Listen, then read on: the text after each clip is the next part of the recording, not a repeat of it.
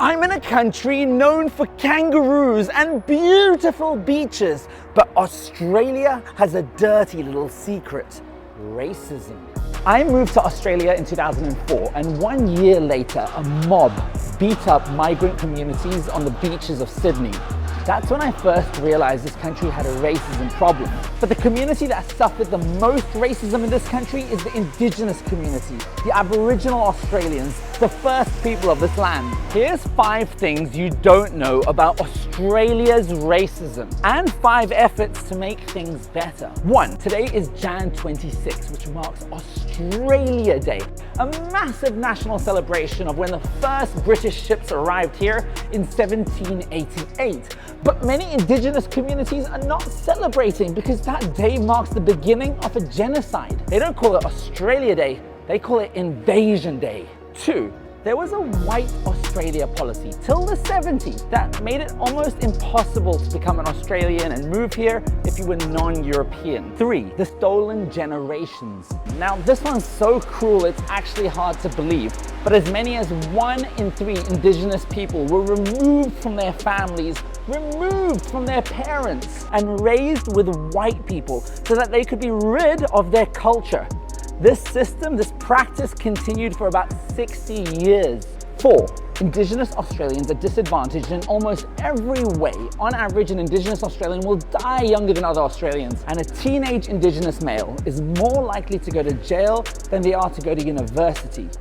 And 5. Australia's flag doesn't even represent Aboriginal Australians. The Union Jack is a reminder of their British overlords. But things are not all bad. Here's 5 ways people are trying to make a more equal Australia. 1.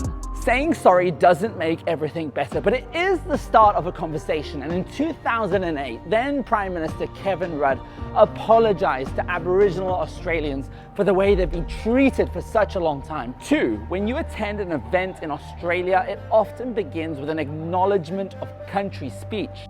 That's where you respect the First Nation as being the custodians of this land. 3. There's a growing movement here in Australia calling to change the date of Australia Day to no longer celebrate the decimation of a native population. 4. There's more and more cultural events for Aboriginal Australians to connect with the history and culture that was taken away from them, and for other Australians to educate themselves. And 5, there's suddenly some progress to include this country's first people in the Australian story. For example, they recently changed the anthem from "For we are young and free" to "For we are one and free." Because this country isn't young. In fact, the native population have been here for at least 60,000 years. The conversation here is now moving for Indigenous peoples to have a say in the decisions that impact them, constitutionally enshrined representation. How is your country celebrating, honoring, and respecting its first people? Share this video and let us know. This is #OurStories. What's yours?